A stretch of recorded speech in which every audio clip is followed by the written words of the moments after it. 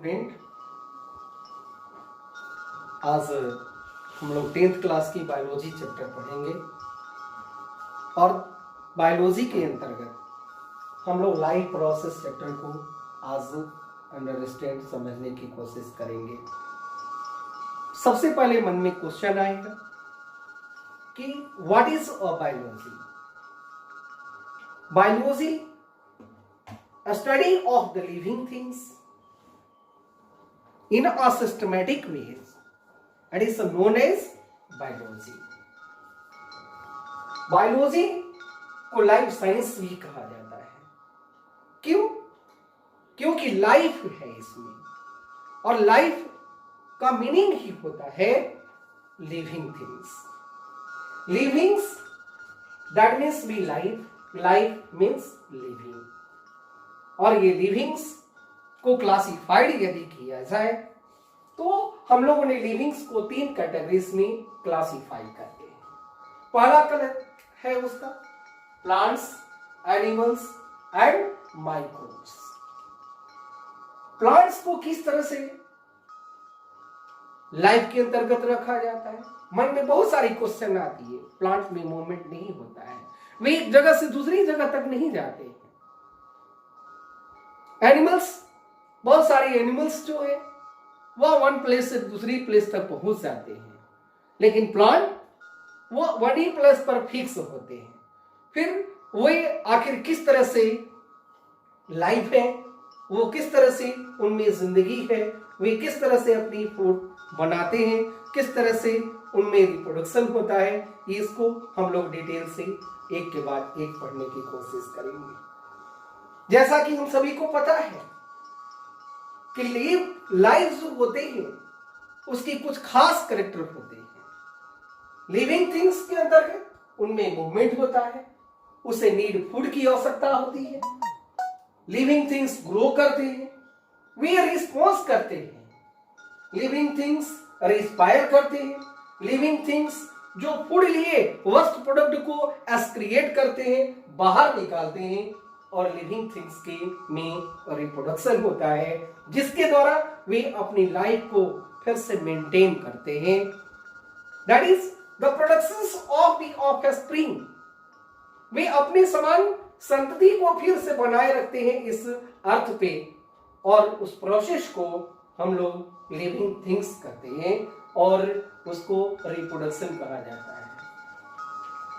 कहते हैं कि ये सारी लिविंग थिंग्स की जो कैरेक्टरिस्टिक्स है, इसे हम लोग लाइफ प्रोसेस के अंतर्गत पढ़ेंगे। तो क्वेश्चन हमारे पास में आएगा कि what is a life process. कहते हैं कि the basic function performed by the living organism. हर एक लिविंग ऑर्गेनिज्म कुछ खास परफॉर्म करते हैं अपनी जीवन को मेंटेन करने के लिए, अपनी लाइफ को मेंटेनेंस करने के लिए वे कोई ना कोई परफॉर्मेंस पूरा करते हैं।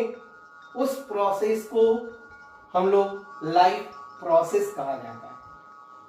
कहते हैं क्या? The basic life process common to all the living organism. हर एक लिविंग ऑर्गेनिज्म में वो प्रोसेस होगा ही होगा, तभी वो लाइफ है। That is the nutrition and respiration, transportation and excretion, control and coordination, growth and movement, and the reproduction are the main common process by which the living organism performed. Next topic is nutrition. जैसा कि life को process करने के लिए energy की जरूरत होती है, और वो एनर्जी ऑर्गेनिज्म में न्यूट्रिएंट्स के द्वारा पाई जाती है। न्यूट्रिएंट्स वो ऑर्गेनिज्म इनटेक करते हैं और वो उसे प्रोसेसिंग के द्वारा एनर्जी में कन्वर्ट होता है। वे पूरी प्रोसेस को न्यूट्रिशन कहा जाता है। कहते हैं कि व्हाट इज न्यूट्रिएंट। न्यूट्रिएंट वो सब्सटेंस है जिसे ऑर्गेनिज्म टेक करते हैं They are the carbohydrate, protein, fats, vitamin, minerals, and raw phase. It is a need for the organism such as the animal. But the plants that take the nutrient, they are the differ from the animal. Plants obtaining the foods by the inorganic matter. That inorganic matter is the CO2 and water. They perform the activities, the function for getting the energy to their survival. That type of the modes is known as autotrophic mode of the nutrition. The nutrients for the plants are also classified into two groups, micronutrients and the macronutrients. Micro and micronutrients, they are the 13 in number. The micronutrient is 7 and macronutrient is 6. इस तरह से हम लोगों ने देखा क्या कि plant के न्यूट्रिशन के लिए जो न्यूट्रिएंट्स की जरूरत होती है वो न्यूट्रिएंट 13 टाइप के होते हैं और उसे पूरी को दो भागों में बांटा गया, माइक्रोन्यूट्रिएंट एंड मैक्रोन्यूट्रिएंट। क्वेश्चन हमारे दिमाग में आए, how do the living organism get the food? Living organism use the simple food material obtained from the inorganic sources in the form of the CO2 and water. इसको मैंने पहले भी clear किया आप लोग। That organism also known as the autotrophs. Good example, all plants and some bacteria are the good example of the autotrophs. They prepare their own food by the process of the photosynthesis. Plants and some bacteria अपनी food को prepare करने के लिए inorganic substances पर निर्भर रहते हैं और वो inorganic substances carbon dioxide and water है। That process is known as autotrophic nutrition. ये ऑटोट्रॉपिक न्यूट्रिशन आखिर प्लांट्स किस तरह से अपनी फूड को प्रिपेयर करते हैं? तो जैसा कि मैंने बताया कि plants prepare their own food by the process of the photosynthesis. Next class में हम लोग फोटोसिंथेसिस के संदर्भ में हम लोग करेंगे। Okay, next the photosynthesis. Photosynthesis is a photochemical cycle. Photosynthesis is a photochemical cycle. यह क्या है भाई? तो एक साइक्लिक कंडीशंस चलती हैं जिससे प्लांट जो होते हैं सनलाइट को एब्जॉर्ब करते हैं। अब ये प्लांट के अंदर जो